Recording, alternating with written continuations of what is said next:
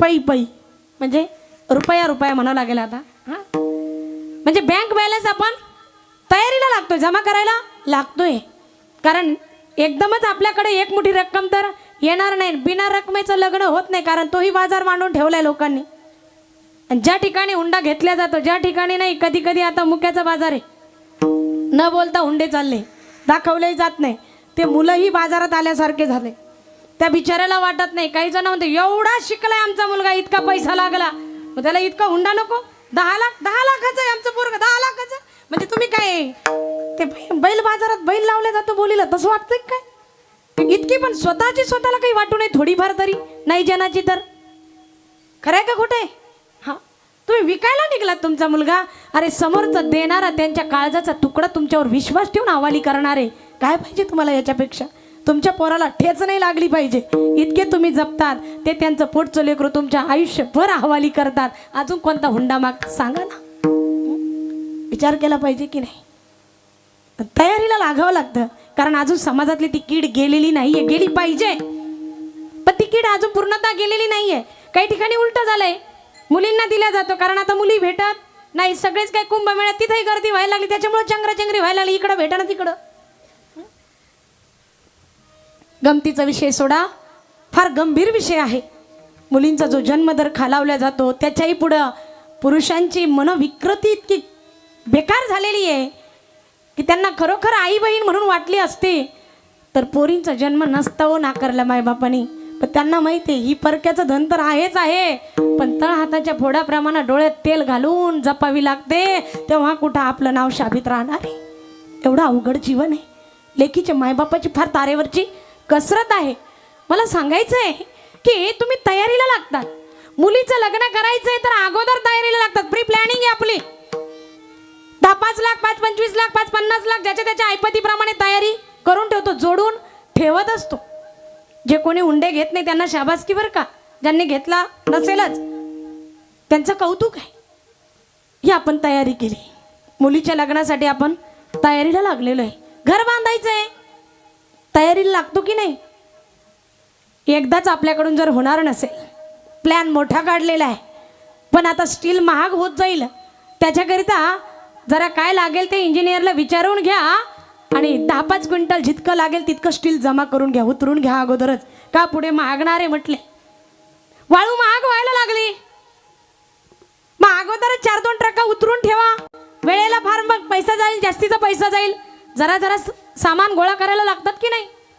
वीट सुद्धा उतरवून ठेवतात, लागेल तसा सिमेंट बोलावल्या जातं. ही काय आहे? घर बांधण्याची अगोदरची काय आहे? बोला ना तयारी आहे की नाही? मग घर बांधण्यासाठी तयारी आहे, मुलीच्या लग्नासाठी सुद्धा तयारी आहे. शेतीबाडी घ्यायची असेल तरी तयारी, पोरगा नोकरीला लागायचा असेल तरी ओळखीना वशिल्याना का होईना पण तयारी आहे. सगळीकडे तुमच्या मार्काचीच काही गंती होईल असं नाहीये. कमी मार्कावाला सुद्धा बऱ्याच वेळानं आरक्षणाच्या माध्यमातून पुढे निघून जातो, जास्ती मार्कवाला मागच राहून जातो. म्हणून तिथेही तयारी करावी लागते. बंडलाची भले टेबला खालून का असं करते का नाही? मग ही सगळी तुम्ही तयारी अगोदर करायला लागतात. माझ्या प्रश्नाचं उत्तर द्या. पोरीच्या लग्नाच्या अगोदर जमव करतात, तयारी लागतात. घर बांधायच्या अगोदर तयारीला लागतात. विहीर खोदायच्या अगोदर तयारीला लागतात. मुलाला नोकरीला लावायच्या अगोदर सुद्धा तयारीला लागतात. तुम्ही सर्व वस्तू गोळा करत असताना, नाव पद प्रतिष्ठा सर्व सांभाळत असताना तयारी करून सांभाळतात, तसं मरणातून पार पडण्यासाठी काय तयारी केली सांगा? बोला ना पाठीमागची मंडळी. येणार नाही का मरण? इथे कोण कोण बॉन्ड करून आलंय आम्ही मरणार नाही असं? मरणार नाही कोणीच? येणार आहे की नाही मरण? येणार आहे. मरावं वाटतं? बोला ना, मरावं वाटतं? नाही मरावं वाटत. मरावं लागल का नाही? लागणार आहे. मग मरावं वाटत नाही, मरण येणार आहे, मरावं लागणार आहे. मग पहिले त्याच्या निवृत्तीची तयारी असली पाहिजे की नाही? ते दुःख निवृत्त झालं पाहिजे याची अगोदर तयारी केली पाहिजे की नाही? जे निर्विवाद आहे, जे अटळ आहे, जे समोर येणार आहे, भयंकर आहे, पहिले त्या दुःखातून निवृत्त झाली पाहिजे याची आपण तयारी केली पाहिजे. आहे तयारी? काय प्लॅनिंग केली आपण? काहीच नाहीये. बरं, आपल्याकडे ती पूर्व तयारी तर नाहीच, परंतु जे त्याच्यातून पार पडले त्यांच्याकडे जाऊन सारखे जगा काळ खाय आम्ही माथा दिला पाय. काळाच्या मस्तकावर पाय देऊन भगवत भजनाचा आनंद लुटणारे जगद्गुरु तुकोबराय आहे. जाऊन विचारून पहा. तुकोबराय सांगतात तुम्हाला मरणाच्या दुःखातून पार पडण्याच्या अगोदर काय तयारी केली पाहिजे. विठ्ठल विठ्ठल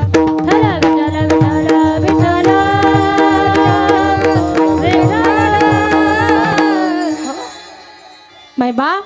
कारण आज जो चुकला त्याच्यावर देवाने किती जरी कृपा केली, देव त्याच्यासोबत बोलत जरी असला तरी सुद्धा जर मरणातून पार पडण्याची कला नाही शिकला तर जन्म वाया जाईल बरं का मै बाप. म्हणून लक्षात घ्या, हा जन्म पुन्हा नाहीये. फार भाग्यानं नशिबानं ईश्वराच्या कृपेनं तुम्हाला हा मनुष्य देह प्राप्त झालाय. आता नाही वाया घालवायचा. अहो तुळशीच्या नुसते मण्याची माळ काय करतात, श्वासाची माळ करा. श्वासाची गळ्यात पवित्र तुळशीची माळ तर धारण कराच. ऐकलेलंच असणार आहे तुम्ही कीर्तनातून. कारण ज्याच्याकडून तुम्ही सुखाची अपेक्षा करता, देवाच्या दारात गेलात देवा मला सुखात ठेव म्हणतात ना, त्याने तुम्हाला सुख प्रदान करावं असं त्याच्यासाठी तुम्ही काय करतात. त्याला काही अपेक्षित नाही. त्याला आवडेल असं जर केलं तर तो प्रसन्न होतो. नवऱ्याला आवडेल असं बायको जर राहिली तर नवरा सहज प्रसन्न होतो. जिथे 2000ची साडी घ्यायची तो 5000ची पैठणी आणून देतो जर त्याच्या मनासारखं राहिली तर. बरोबर की नाही. मग त्याला आवडेल असं जर आपण वागलो तर व्यवहारातला मालक प्रसन्न होतो. जगाचा मालकाला प्रसन्न करून घ्यायचंय तर त्याला सुद्धा आवडेल अशी पवित्र तुळशीची माळ आपल्या गळ्यात हवी का नाही. नाही पटलं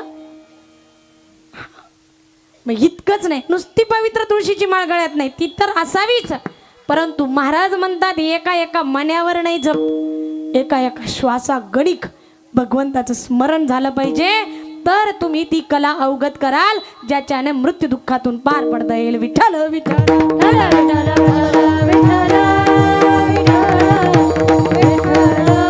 सासो की माला पे सिमरू मैं हरि का नाम. हे महत्वाचं आहे. कारण इथे प्रत्येक श्वास महत्वाचा आहे. काय दिलं आपण त्याला म्हणून त्याने आपल्याला फ्री मध्ये श्वास दिले.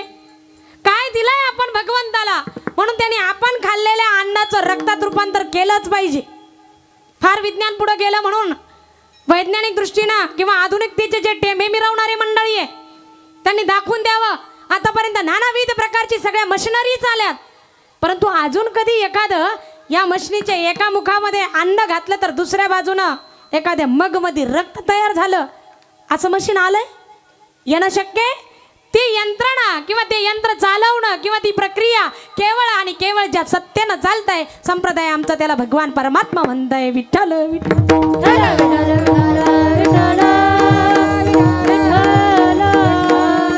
म्हणून त्याला शरण गेलंच पाहिजे.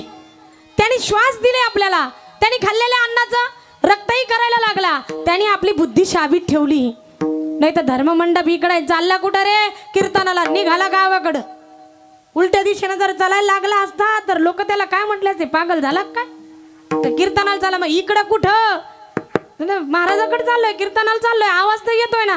अरे मग मंडपापासून दूर चालला ना. त्याचं पण भान जर नसतं तर याचा अर्थ आपली बुद्धी कशी आहे, शाबीत आहे. कोणी ठेवली, तुमच्या हातात आहे ते. आपल्या हातात असते तर पॅरालिसिसचा अटॅक येऊ दिला असता का. आपल्या हातात असता तर ब्रेन अटॅक येऊ दिला असता. आपल्या हातात असता तर शुगर हाय होऊन मग अटॅक आले असते का. आपल्या हातामध्येच जर आलं असताच तर कोणाला हार्ट अटॅक आले असते. मै बाप हे आपल्या हातात नाही आहे, परंतु ज्याने हा देह दिलाय त्याचं भजन करणं मात्र आपल्या हातात आहे की नाही, आहे की नाही, आणि सोपं आहे की नाही. त्याला तुम्ही जर शरण जाल तर तुझी चिंता त्यासी सर्व आहे. मग नको खेद करू कोणत्या गोष्टीचं, काही काळजी करू नको, बिनधास्त हो. निश्चिंत जीवन जगण्याची कला शिकवणारा हा दिव्य असणारा वारकरी संप्रदाय आहे. विठ्ठल विठ्ठल तुकोबराय असू दे, ज्ञानोबराय असू दे, निळोबराय असू दे, गोरोबा काका असू दे, संत बहिणाबाई महाराज असू दे, सखुबाई महाराज असू दे, आधी करून ज्या ज्या संतांनी वाङ्मयाच्या माध्यमातून आपल्याला ज्ञान प्रदान केलंय ना त्या सर्वांनी आपल्याला निश्चिंत जीवनाची कला शिकवली. चिंतामुक्त होऊन कसं आपलं जीवन व्यतीत करावं ही कला शिकवली. पण आम्ही ते पारायण, ती ग्रंथ, ते वाचन करणं, ते भजन करणं म्हणजे येड्या वागड्याचं आणि आडाण्याचं काम समजून बसलो. ही तर सगळी गलती झाली बघा. हा खरा घात इथं होतोय. लक्षात घ्या. तरणा भाग्यवंत नटे हरी केर. इथे तरुणही पाहिजे आणि इथे बुद्धिमानही पाहिजे. येरगबळाचे काम नाही, इथे बुद्धिमानही असला पाहिजे. तुम्ही इंजिनियर व्हाल, डॉक्टर व्हाल, कलेक्टर व्हाल, आमदार व्हाल, खासदार व्हाल, कधी पैशाचं बळ वापरलं असेल, कधी तुम्ही बुद्धी चातुर्याने गेले असाल, तरी देखील अजून त्या बुद्धीचा कस लागला नाही ज्याने फक्त व्यावहारिक पद मिळवता आली. बुद्धीचा कस तेव्हा लागेल की ज्या वेळेला तुम्हाला सच्चिदानंद पदवी घेता येईल. बरं, घेणं शक्य आहे की नाही? दिलाय ना अधिकार. एवढा अधिकार नारायण कृपावलोकने दिला असे, शक्य आहे ते. तुम्ही मनुष्य देहाला आलात तर हे पदवी भेटणार आहे, पण त्याच्यासाठी तितकीच बुद्धिपणाला लागली पाहिजे. एकाकेशी राजे सकळ सिद्धे, ओ एकाकेशी राजे सकळ सिद्धे, एकाकेशी राजे सकळ सिद्धे, एकाकेशी राजे सकळ सिद्धे. बुद्धीचे वैभव अन्य नाही तुझे, एकाकेश राजे सकळ सिद्धे, एकाकेश राजे सकळ सिद्धे. बुद्धीचे वैभव अन्य नाही तुझे, एकाकेश राजे सकळ सिद्धे, एकाकेश राजे सकळ सिद्धे.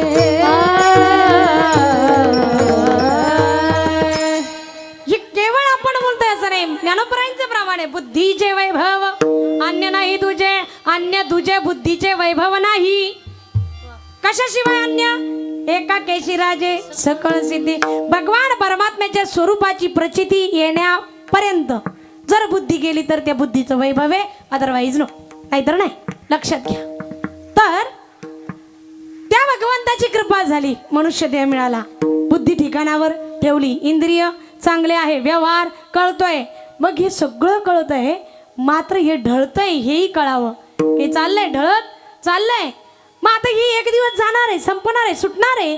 हे शरीर सुटायच्या आज जन्म मरणातून सुटलं पाहिजे.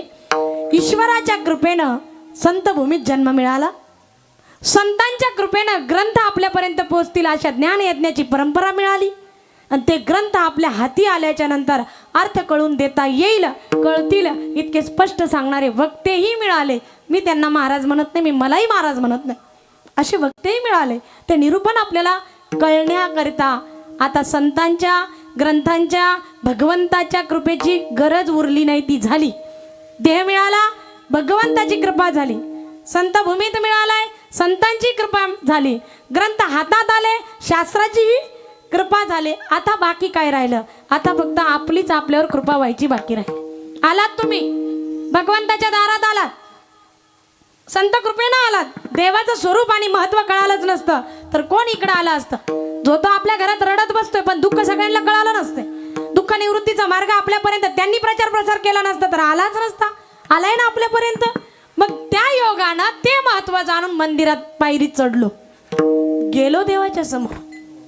आता मला सांगा, इथं बसलेल्यांपैकी जे कोणी महादेवाला जात असतील, देवीला जात असतील, गणपतीला जात असतील, मारुती रायाला जात असतील, पांडुरंगालाही जात असतील, सांगा तुम्ही गेलात आणि देव तुम्हाला बोलला, असं कोणाला अनुभव आला? आणि ज्याच्या सोबत खरंच देव बोलला तो घरी येऊन रिकामं बोलत बसल का? बोलन तर देवाबद्दलच, नाही तर तो बोलणारच नाही, त्याला बोलण्याची वासनाच उरणार नाही. जर देव बोलला तर जे मंदिरात जाऊन देवासोबत स्वतः बोलून येतात, देव यांच्याशी नाही बोलत. देवाला वाटते उगाच पिढा आली, आणि महादेवाला तर खूपच वाटते. त्याला तर इतकी आता भर उन्हाळ्यात थंडी वाजायला लागली, 2 लोटा जल, पहिले तो 1 लोटा जल था, हाँ अब तो 2-2 हो गए. इतका अवघड झालाय. भक्ती कळायला पाहिजे, म्हणून बौद्धिक आणि वैचारिक परमार्थ करायला शिका मायबाप, तर कल्याण होईल. नुसतेच मुठभर अगरबत्त्या वळणार, हंडाभर पाणी ओतणार आणि तिथे जाऊन देवाच्या भोवती नुसते खराबा करून ठेवणार, त्या निर्माल्याची सुद्धा व्यवस्था नाही लावणार, तुम्ही कसे एकाग्र होणार? मनाला कसं एकाग्र करणार? देवाचं मंदिर कशासाठी आहे? मंगलता, दिव्यता आणि रम्यता या तिन्ही गोष्टी जिथे एकदाच लाभतात त्याला म्हणतात मंदिर. किती नुसती चिडचिड आहे, ओढाताण आहे, हिचा नंबर झाला का माझा आहे, तू हो ग मागे, पहिला माझा नंबर होता, तू कसं काय पुढं चालली, तुलाही मानाची एका, माझे पोरं घरी येईन, नवरा ड्युटीला जायचं. मग तो घरचा महादेव बिना डब्याचा पाठवती ड्युटीला, आणि इथं काय आली या महादेवाकडं. कधी आम्ही वैचारिक परमार्थ शिकणार आहे? आम्हाला ज्ञानोबरायांचा परमार्थ जड वाटतो आणि घंट्या वाजवणारा परमार्थ भारी वाटतो. बॅच बिल्ली लावून फिरायला आम्ही परमार्थिकी वाटतो. गरज नाहीये त्याची, नाही तर ज्ञानोबरायांच्या सगळ्यांना भेटले असते. त्याची गरज नाहीये.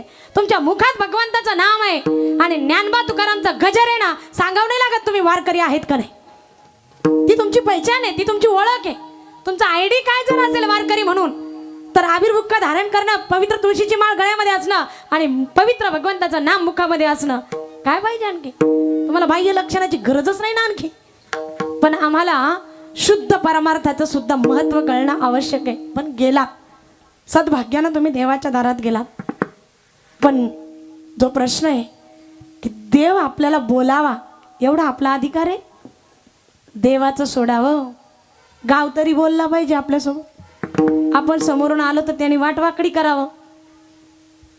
आपल्याला कोणी लवकर जय हरी घालत नाही. आपल्याला पाहून एखाद्याला दडपण येतं, आलं बाबा ते, ही आपली आयडेंटिटी. गाव सोडा, गल्लीत तर राम राम घालाव. गल्ली फार दूर झाली, शेजाऱ्यानं तर बोला काय चाललं काही नाही. शेजारी खूप झाले, घरातले धड बोलत नाही. घरातले आपल्याला घरातले धड बोलत नाही. देवाच्या बोलायच्या गोष्टी कुठं करतात, आणि ज्यांचं आपण ऐकतोय त्यांच्यासोबत देव बोलतायत. देव तुकोबरायांसोबत. ऐका मुद्दा, जगद्गुरु तुकोबरायांसोबत नुसते बोलत नाही, तर देवाने जर तुकोबरायांना येतानाच पाहिलं मंदिराकडे, तर देवाची मान खाली झुकत होती. का? कारण तुकोबरायांनी केलेल्या भक्तीचं ऋण भगवान पांडुरंग परमात्म्याच्या मस्तकावर होतं. देवाने स्वतःला कर्जबाजारी समजावं एवढी माझ्या जगद्गुरु तुकोबरायांची भक्ती आहे.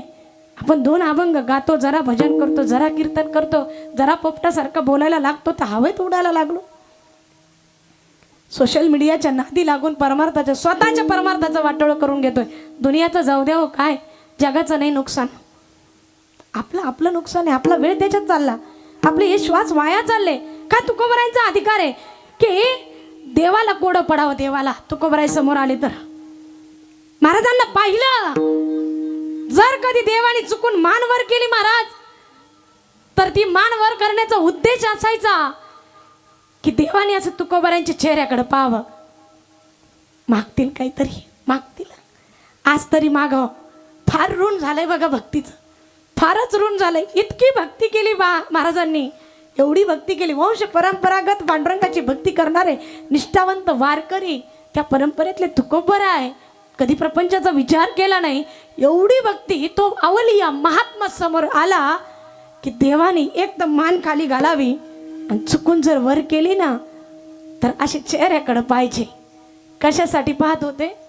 मागण्याची आस पाहे मुखाकडे, मागण्याची आस पाहे मुखाकडे, चिंतिल्या रूपाने मनोरथ,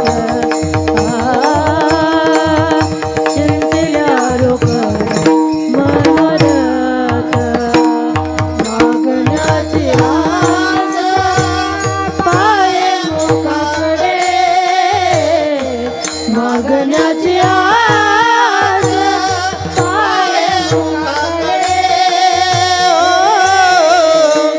चिंतिल्यारूकडे मनोरथ, मनोरथ, चिंतिल्यारूकडे मनोरथ.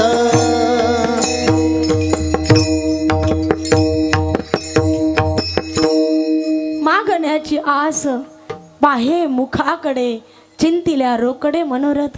देवानी पाहावं महाराज, महाराज हो काहीतरी मागा ना. आता तरी ओठ हालतील तुकोबरायांचे, आज तरी काहीतरी मागतील. इच्छा आहे हा भगवंताच्या मनामध्ये.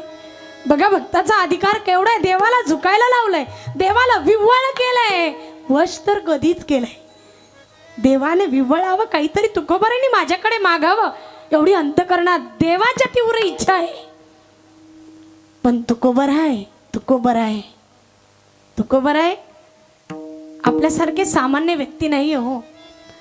जगद्गुरु तुकोबरायांनी आतापर्यंत तर मागितलं नाहीच, परंतु मागणं किती लाजिरवाण आहे हेही लक्षात आणून दिलंय. देवा तुम्ही मागा मागा मागा म्हणायला लागले, पण तुम्हीच सांगतात ना की भिक्षा पात्र अवलंबने जळो जिने लाजिरवाणे. देवा तुम्ही त्याला जवळ करीत नाही, जो मागायला लागतो त्याला जवळ करीत नाही. मला मागा मागा म्हणून मला परमार्थातून मागे करायला लागलात की काय, मला दूर करायला निघालात का. पण ऐका देवा, आम्हाला चांगलं माहिती आहे माझ्या वडिलांशी मिरासी का देवा परंपरेनं आतापर्यंत तुझी भक्ती करत आलेलो आहे. मागितलं नाही ना मागे, पुढेही मागलं जाणार नाही. त्याचं कारण आम्हाला माहित आहे की ज्याचं हात सतत पसरलेले त्याचं जिणं अतिशय नीच आहे. हात पसरी जिने धिक्कार आहे त्याचा, जे सतत हात पसरत आहे. तुका म्हणे करी ब्रह्मांड ठेंगणे हात पसरी जिने धिग त्याचे. तुम्ही मला मागा म्हणायला लागलात, म्हणजे मागण्याच्या बाबतीत तुकोबरायांनी धिक्कार केला. आणि आज पाहतोय तर तुकोबरायांचा मागणीचाच अभंग आहे. एकीकडे मागणाराला नाव ठेवतात, मागण्याच्या प्रवृत्तीचा धिक्कार जगद्गुरु तुकोबराय करतात, आणि एकीकडे मागणी पर प्रकरण तयार होतात. ऐकावं काय महाराज तुमचं. त्यावेळेला जगद्गुरु तुकोबराय म्हणतात, देवा तू मला काय वेडा समजलास की काय रे. मी माझ्याकरिताही मागणार नाहीये, तू माग म्हणतो म्हणूनही मागत नाहीये. आणि तुकोबरायांची कला अशी आहे माई बाबाई का, की तुकोबराय मागत असताना सुद्धा मागण्याचा दोष लागू देत नाही. का, जिथे स्वार्थासाठी प्रपंचासाठी मागितल्या जातं, जिथे नाशवंत वस्तू मागितल्या जाते, तिथे मागण्याचा दोष लागतो. परंतु तुकोबरायांच्या मागण्यात काय स्वार्थ आहे सांगा ना. तुकोबरायांना जर प्रपंचातलं मागायचं असतं तर एवढा मोठा नजराणा घेऊन आले होते छत्रपती शिवाजी महाराज. जगद्गुरु तुकोबरायांच्या समोर नजराणा घेऊन आले, त्याची पाठवणी करायची गरज नव्हती. का माघारी पाठवला, उलट त्याच्या सोबत शिकवण दिली तुकोबरायांनी. आम्ही देणे सुखी म्हणा विठ्ठल विठ्ठल मुखी सोने रुपये आम्हा मृतिके समान.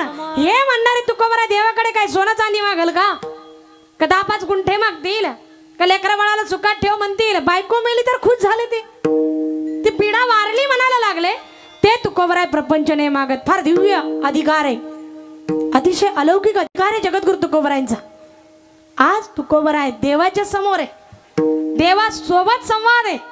आतापर्यंत देवाने विनवणे केलेले आहे, मात्र आता तुकोबराय स्वतः बोलते झाले. ते तुम्हाला मला काय कसं कधी कुणाकडे मागावं, कशा करिता मागावं हे कळावं याकरिता तुकोबराय बोलून आणि मागून दाखवतायत. देवा आज मी तुझ्या दारामध्ये उभा राहिलोय. अभंगाचं पहिलं चरण. ठकले से द्वारे, ठकलो से द्वारे,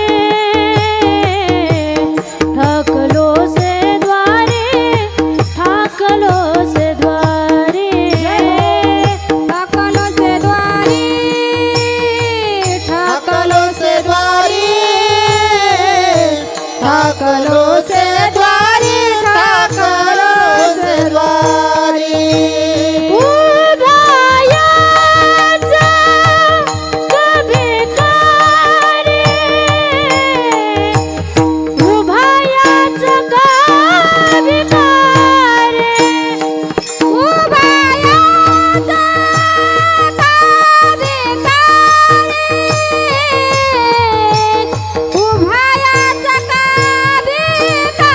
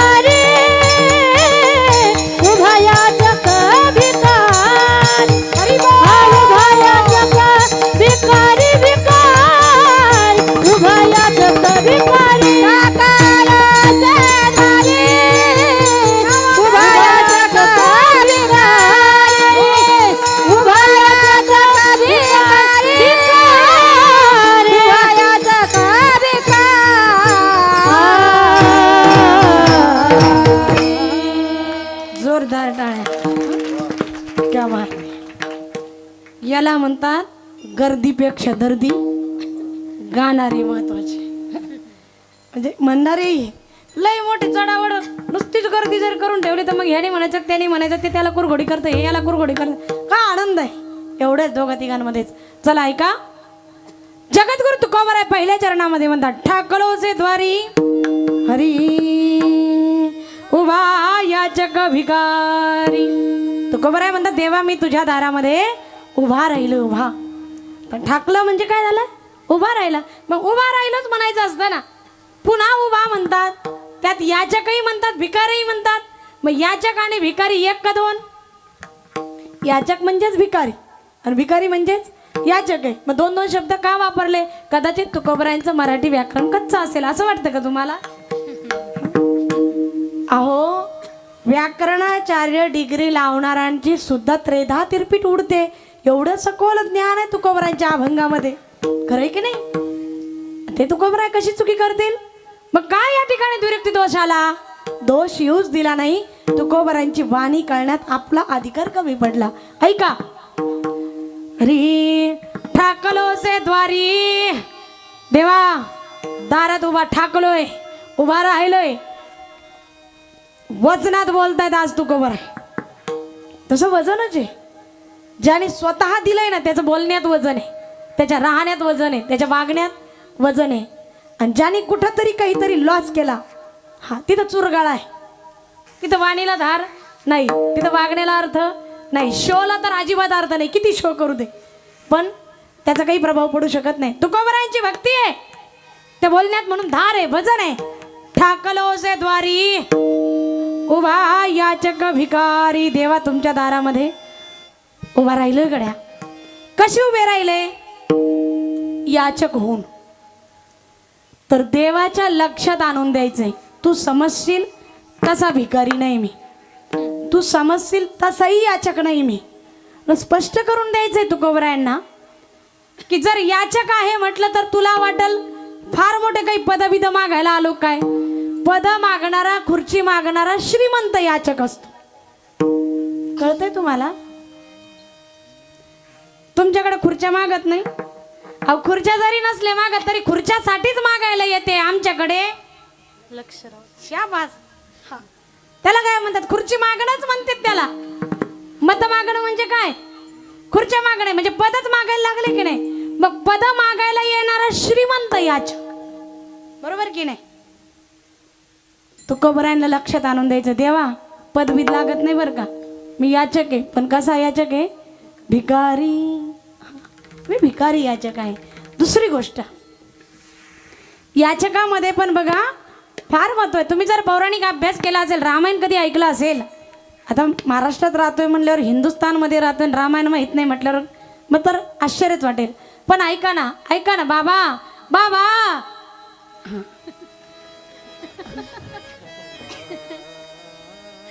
आता हे स्वर लागले आणि इथं मी म्हणत असते गेले का काय. हा अवघड आहे ना. सावधान ठाकलोसे द्वारी उभी ना. इथं तुम्ही लय लांब गेले अशी इथं पाहिजे होते नाही बरे. आता तिथं या आमच्या मूर्त्या झाकण ना. ऐका गंमत तो विषय सोडा. रामायणामध्ये ज्या वेळेला सीता स्वयंवर झालंय थोडक्यात ऐकायचंय बरं का. नाही तर तुम्ही म्हणाल बाईला काही सेवा भेटती का नाही लय पाल लावलंय अभंगही सोडायचंय मर्यादेत पण आपल्याला बोललंही पाहिजे विषय सुटले पाहिजे स्पष्ट झालेच पाहिजे. ऐका ज्या वेळेला सीतेचं स्वयंवर झालेलं आहे प्रभू रामचंद्रजींनी धनुष्य भंग केलेला आहे. आता एकट्या राम सीतेचा विवाह नाही होणार आहे. तर प्रभू रामचंद्रजींचे वडील राजा दशरथजी त्यांनाही निमंत्रण द्यायचंय दिलंय निमंत्रण. मग तुम्ही म्हणाला आता निमंत्रण दिलं पूर्वी का नाही दिलं. त्याचं कारण होतं जनक राजाला भीती वाटत होती. पूर्वी एक प्रसंग घडला होता आणि त्यांना गोवधाचं पातक लागेल म्हणून जनक राजांनी राजा दशरथाला बोलवलं होतं ती गाय उभी करण्यासाठी जिवंत करण्यासाठी. राजा दशरथजी बिझी होते तेव्हा म्हणून त्यांनी जो गाव साफ करणारा भंगी त्याला सांगितलं अरे जाओ शरयू का जल लेके जाओ अभिमंत्रित करो तुम्हारे राजे का पुण्य समर्पित करो किया होगा तुम्हारे मालिक ने पुण्य तो गौ माता खड़ी हो जाएगी. सांगितलं नुसता आदेश केला दशरथाने. तो गाव साफ करणारा गटर काढणारा भंगी गेला. ते कमंडलू घेतलं, त्याच्यामध्ये शरईचं जल घेतलं, गेला गौमातेजवळ आणि राजा दशरथाच्या नावानं त्या ठिकाणी संकल्प सोडला. पाहता काय मावले हो, गाय खाडकन उठून उभी राहिली. एवढा पुण्यवान राजा अयोध्या नरेश राजा दशरथजी. आणि ते आठवलंय सगळ्यांना पत्रिका होती धनुष्य यज्ञाची स्वयंवराची, फक्त दशरथ राजाला नव्हती. का? हा जर बाबा बिझी असला आणि त्यांनी जर म्हटलं एखाद्या भंगेला जा रे तिथं धनुष्य यज्ञ आहे, या बरं तेवढं धनुष्य भंग करून, तर माझी सीता काय कोण्या गाव साफ करणाराला देऊ का? म्हणून पत्र नव्हतं पाठवलं. मात्र आज विजय झालेला आहे. आकाशाशी जडले नाते धरणी मातेचे, स्वयंवर झाले सीतेचे, स्वयंवर झाले सीतेचे. मग आता बोलायचंय वर बापाला. निमंत्रण पाठवलंय. अयोध्येवासी देखील आलेले, इथे सीमेवर आले जनकपुराच्या. जनकपुरातील सर्व राजाच आहेत, जनक राजा सहित शतानंदजी आदी करून सगळेजण आले स्वागताला. आणि जसेही जानकीचा पिता, वधू पिता, नवरीचा बाप, लेकीचा बाप म्हणून जनक राजा समोर नतमस्तक होतात. कुणाच्या पुढे? कुणाच्या पुढे? नवरदेवाच्या बापा पुढे. म्हणजे कोणा पुढे? राजा दशरथाच्या पुढे. ते नमस्कार करणार, वाकणार, दंडवत घालणार. तितक्यात अरे अरे अरे अरे अरे अरे ये क्या कर रहे हो, आप तो कन्या पक्ष वाले हो. हाँ जी सरकार, हम कन्या पक्ष वाले हैं और आप तो वर पक्ष वाले हैं, तभी तो हम आपको साष्टांग प्रणिपात करना चाहते. अरे नहीं नहीं नहीं नहीं नहीं, आप तो वधू पक्ष वाले हो, आप कन्या पक्ष वाले हो, आप तो कन्या दान करते हो. कन्या दान करने वाला तो दाता होता है, आप दाता है. हम तो कन्या को लेने के लिए आए हैं, हम आपके द्वार पर याचक बने हुए हैं, तो दंडवत ना करिए. याला म्हणतात एक तर उदार अंतकरण, विशाल अंतकरण, आणि ज्याच्याकडून घ्यायचंय त्याच्या दारात उभा राहिलात ना तर ते याचकत्व म्हटले. तसंही मी काही मागायला नाही आलो, तसंही याचक समजू नका, माझा तोही हेतू नाही देवा. आणि दुसरा, मी काही पदही मागणारा तसाही याचक नाही, भिकारी. पुन्हा कसा? अजून एक उदाहरण देते ऐका. ज्याला 80,000 बायका आहे, 80,000 बायकांना सुख देता आलं, आनंदी ठेवता आलं, तो कसा असेल? श्रीमंत असेल की नाही? गेलं काय? कसा असेल? कोण तो? 80,000 बायका कोणाला? रावणाला, एकट्या रावणाला. बरं, बायका एक बायको ज्याला सुखात ठेवता आली, लोक त्याचं इतकं कौतुक करते. 80,000 बायका ज्याला सुखात ठेवता आलं, बरोबर आहे की नाही? कौतुकास्पद आहे. म्हणजे तो त्या बाजूने कसा आहे? श्रीमंत आहे. आणि दुसरी बाजू, आपल्याला तोळावर नाही, लवकर भेटना. आता तर मार्केट फार उंचावलंय. त्याच्याकडे तोळा नाही, किलो भर नाही, क्विंटल भर पण नाही, अख्खी लंका त्याची. पहा त्याचं वैभव, केवढी त्याची श्रीमंती आहे. कोटी घरे जेथे, कास्या आण तांब्याची, शुद्ध कांचनाची सप्तकोटी. ऐशी संपदा सांगितली रावणाची तुकोबरायांनी, ऐका ना. मग ज्याची जिथे कोटी घर, काश्या आण तांब्याची आहे. कशाची? काश्याची. कशाची? ए माय, काश्याची. काशे माहितीये का कसे राहते? ये यांच्या गळ्याचे टाळ आहे ना, ते जर काशाचे असले ना, खनखन वाजते भारी. तर एवढं एकच टाळ जर घ्यायचं असेल तर कमीत कमी 500 ग्राम काय लागतं? कास का सोनं? सोन्याचा टाळ गळ्यात आल्यावर कशाला इकडे टाळ कुठे? त्याच्याकडे जर कोटी घर काशाचे होते, त्याच्यातलं एक जरी वाडा आमच्या वार करायला दान दिला असतं तर टाळच टाळ. पण नाही घ्यायचे. आपले गुरु महाराज म्हणतात नाही घ्यायचे. का? त्याचं कारण आहे, दुष्टाच्या संपत्तीतला कसेच भागीदार बनायचं नाही. त्यांनी स्वतःहून जरी दिला तरी त्याचं गुंजभर सुद्धा कासा आपल्याला नको, कारण ते आपल्याला नरकाला नेल्याशिवाय राहणार नाही. सात्विकाकडची कवडी जरी असली तरी ती पुण्यमय लक्ष्मी आहे. आणि दुष्टाचा सोन्याचा ढीग जरी असला तरी त्याला तिकडंच पेटवलेलं काही हरकत नाही, पण आपल्या कामाचं नाहीये. नकोय ती असुरी संपत्ती, नकोय वारकऱ्याला. लक्षात घ्या. मग त्याची एवढी संपत्ती म्हणजे तो कसा आहे? श्रीमंत आहे. 80,000 बायका आहे, तिकडूनही तो कसा आहे? श्रीमंत आहे. पण तरी सुद्धा गेला की नाही आमच्या माता जानकीच्या कुटियासमोर? गेला की नाही? भिकारी झाला की नाही? झाला ना भिकारी. संन्याशाचा वेश धारण करून कपट्या रूपामध्ये आला की नाही? तो कपटी रावण आला ना, भिकारी होऊन आला ना. मग तो याचकच आहे, पण तो तिथं जरी भीक मागायला आला तरी तो श्रीमंत आहे. बरोबर की नाही? दोन्ही शब्दातला फरक लक्षात घ्या.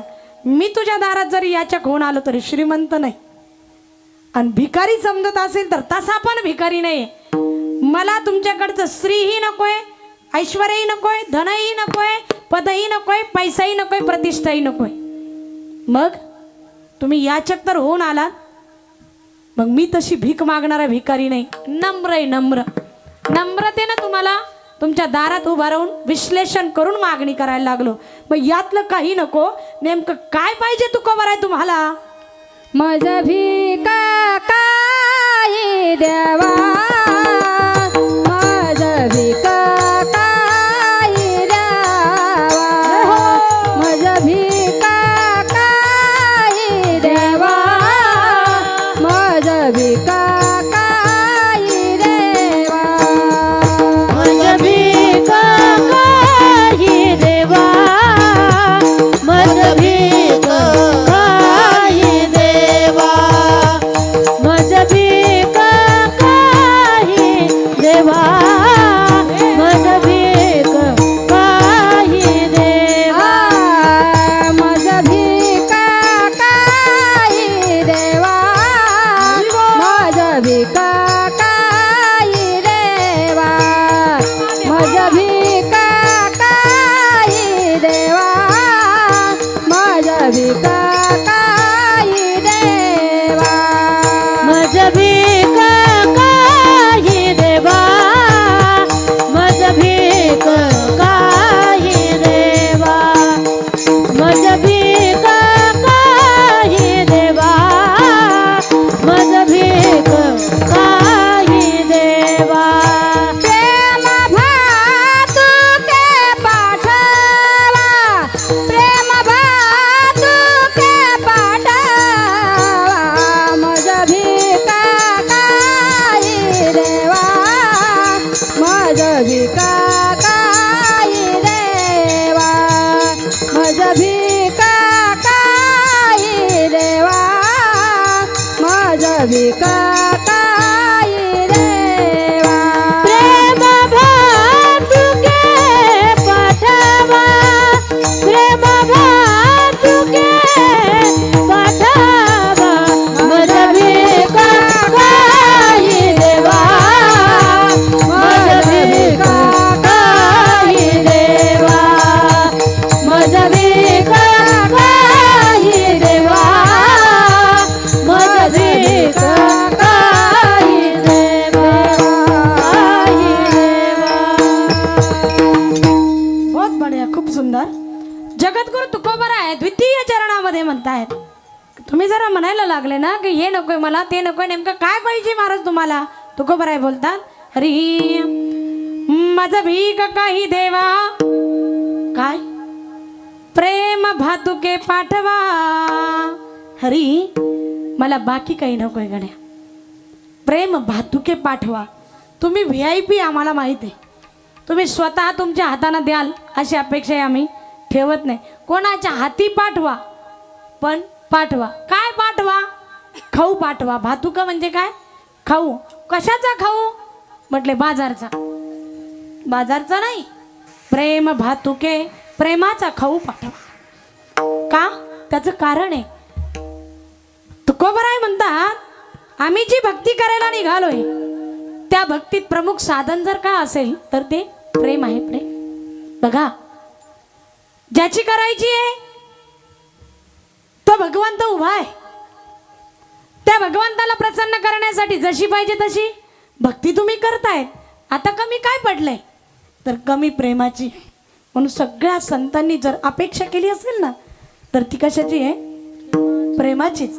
नाथबाबांनी सुद्धा सांगितलंय, प्रेम सुख देई, प्रेम सुख देई, प्रेम सुख देई, प्रेम सुख देई, प्रेम सुख देई, प्रेम सुख देई, प्रेम सुख देई, प्रेम सुख देई, प्रेम सुख देई.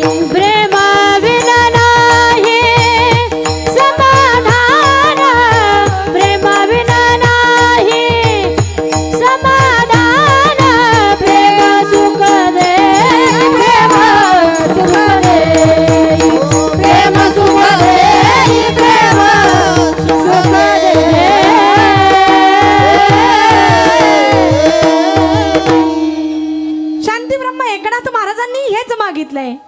प्रेम सुख देई, प्रेम सुख देई, प्रेमाविना नाही समाधान, म्हणून प्रेम भातुके पाठवा. आपणही काय अपेक्षा करतो खरं सांगा ना. काहीतरी माणसाच्या संग येणार आहे हो. 2 प्रेमाचे कोणते शिव्या दिलेले प्रेमाचे शब्द येतात ना. तुम्हाला सांगू, प्रेमाचे शब्द सोबत येणारे, पण ते शब्द आपण ध्यानात ठेवत नाही. बघा आपली काय कमजोरी आहे, आपला वीक पॉइंट काय नीट ध्यानात घ्या. प्रेमाचे शब्द हेच सोबत येणारे, प्रेमच सोबत येणारे, हे आपल्याला बोलण्यात कळतंय, पण प्रेमाचे शब्द आपण ध्यानात ठेवत नाही आणि क्रोधातले शब्द आपण विसरत नाही. जे विसरायला पाहिजे ते ध्यानात ठेवतोय, जे ध्यानात ठेवलं पाहिजे त्याला इग्नोर करतोय. ईशोकांती काय शिव्या शाप दिला असेल, काही भांडली असेल, नळावर भांडण झालं असेल, घरात भांडण झालं असेल, आहेरावरून भांडण झालं असेल, सोन्या नाण्यावरून भांडण झालं असेल, काय कशाहून एकमेकीच्या लेकराला बोलण्यावरून शब्दांना भांडण झालं असेल, बोलता बोलता एखादा जहरी शब्द गेला का ती म्हणती मरण पण विसरायचे नाही, तिला काय म्हणली ते, म्हणजे ते आपण विसरत नाहीये. आणि एवढं बेंबीच्या देठापासून ओरडू महाराज मंडळी सांगतायत की अरे बाबा हो, फक्त आपण केलेलं शुद्ध कर्मच आपल्या सोबत जाणार आहे, बाकी काही नाही. पण त्याच्याकडे आपण लक्ष देत नाही. का घडतंय असं? आम्ही महत्व कशाला देतोय ते आमच्या लक्षात राहतंय. मूर्खाच्या बोलण्याला इतका डिमांड देतोय आणि शहाण्याच्या बोलण्याला इतका हलक्यात घेतो. हीच खरी शोकांतिका आहे. विठ्ठल विठ्ठल.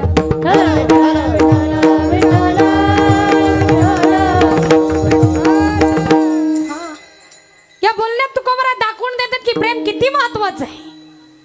असं म्हणतात प्रेमाच्या 2 शब्दांना रानचं पाखरू सुद्धा जवळ येत आहे, इतकं महत्वाचं आहे. पण प्रेमाचा सुद्धा इतका कचरा करून टाकलाय लोकांनी. आणि त्यातला सगळ्यात प्रसिद्ध आणि सगळ्यात डॅमेज, सगळ्यात बदनाम मंत्र म्हणजे आय लव्ह यू. सगळ्यात बदनाम, ज्याच्यात काहीच अर्थ उरला नाही, 100% खोटं बोलणारा मंत्र आहे तो. हा, ज्याच्यावर लवजी आजचे शिकार होत आहेत पोरी आपल्या, केवळ तेवढाच मंत्र. तितक्याच याच्यामध्ये यांना मायबापाचं भान नाही. त्यांनी इतके काबाड कष्ट करून आपल्याला तळ हाताच्या फोडाप्रमाणे जपलंय, लहानचं मोठं केलंय, संगोपन केलंय, रक्ताचं पाणी केलंय, हाडाचं काढं करून आपल्याला सांभाळलंय, मांडीचा पाळणा माईनं केलाय. हातात जो घास आहे तो पोटात जाण्याच्या अगोदर, तोंडात जाण्याच्या अगोदर आपण कधी घाण केली असेल तर हातातला घास खाली टाकला. पण या लेकी वाळीला आणि या पोरांना पाहिलंय त्या मायबापानी, आज ते विसरून जातात तेवढ्या एका बदनाम मंत्रासाठी. आणि त्यांना जर समजून सांगायला गेलं